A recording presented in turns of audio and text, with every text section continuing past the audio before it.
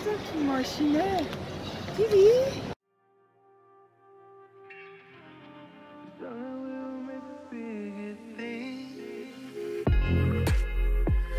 خواب میکنی؟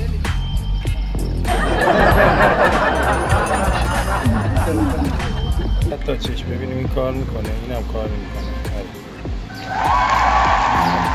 این دستگاه انگلیسی رو انتخاب میکنیم زبان رو.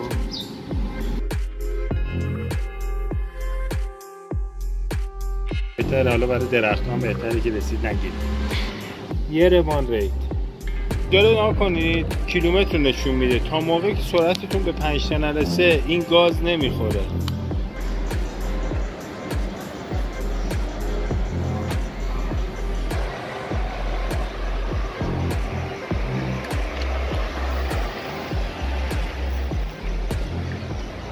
سلام.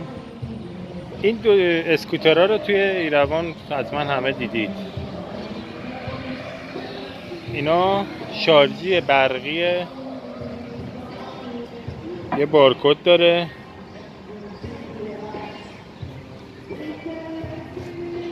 میبینید اینا برقیه.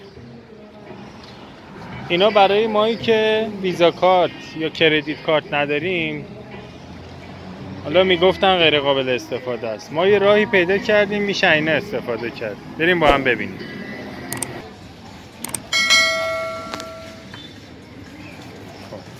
خب این هم یه دونه دستگاه ایزی پیه. ما میایم پایین دستگاه.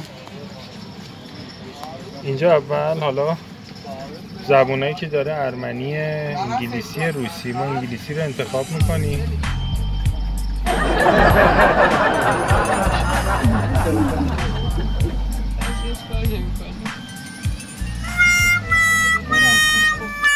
خب بچه اون دستگاه قبلیه کار نمیکرد تا چشم ببینیم این کار میکنه. اینم کار میکنه.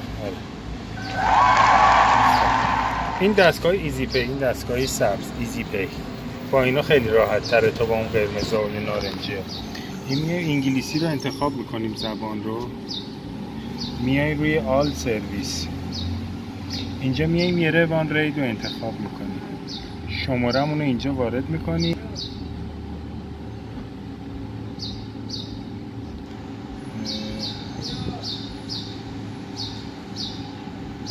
شمارمون رو اینجا وارد میکنیم. کانفرم رو میزنیم. صبر میکنیم تا اطلاعاتمون بیاد بالا. اطلاعاتمون رو نشون میده. این دستگاه این چراغ سبز رنگ رو میبینید. الان میگه اینجا پول رو وارد کن، یا اینکه اینجا سکه رو بنداز. اینجا میگه پول رو وارد کن. ما پول رو وارد میکنیم.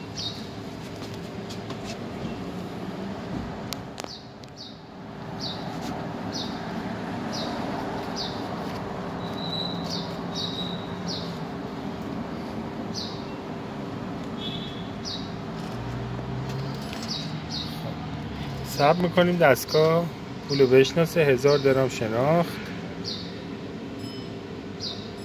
پی رو میزنیم.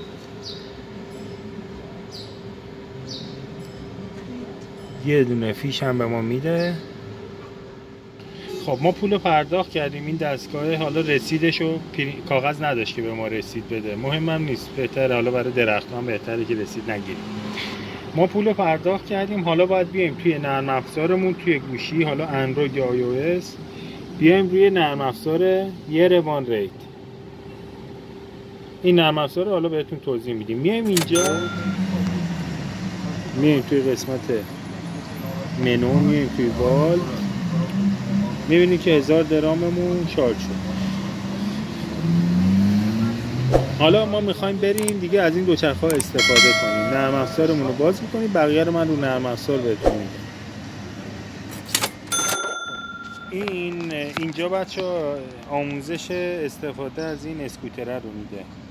حالا ما یه دوچرخه یا اسکوتر، ما اول اسکوتره رو انتخاب میکنیم.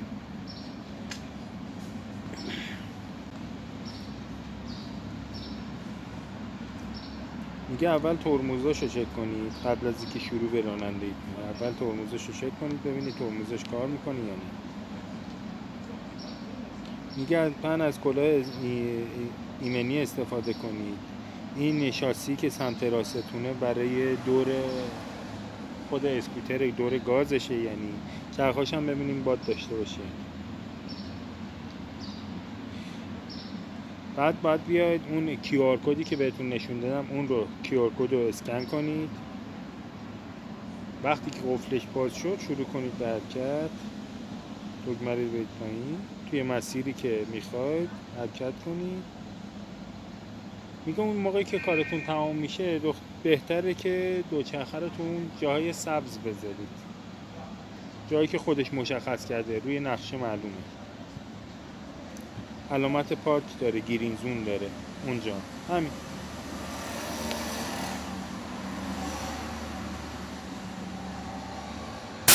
موقعی که باز بشه لوکیشنتون اینترنت داشته باشید میاد روی نقشه حتما نگاه کنید که ببینید شارژ داشته باشید، والتتون شارژ داشته باشه.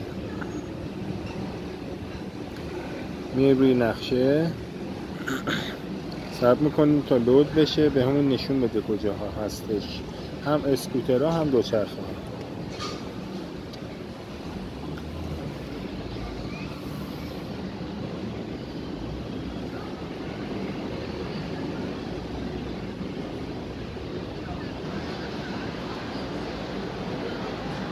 اونجا وسیله که میخوایم رو بهش نزدیک هستیم رو پیدا میکنیم، رینگ رو میزنیم.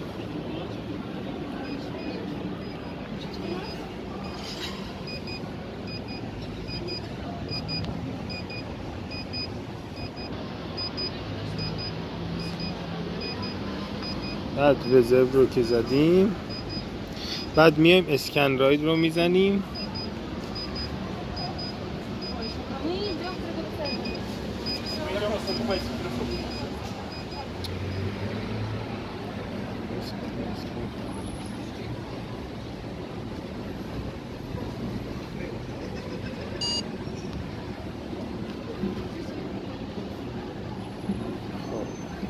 در ما باز شد.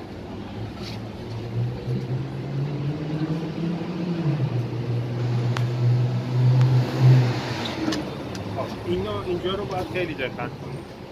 اینجا رو نگاه کنید، کیلومتر نشون میده. تا موقعی که سرعتتون به 5 تا نرسه این گاز نمیخوره، این گازشه. تا موقعی که نرسه گاز نمیخوره. حتما باید با پا پدال بزنید. حالا من میرم ببینم.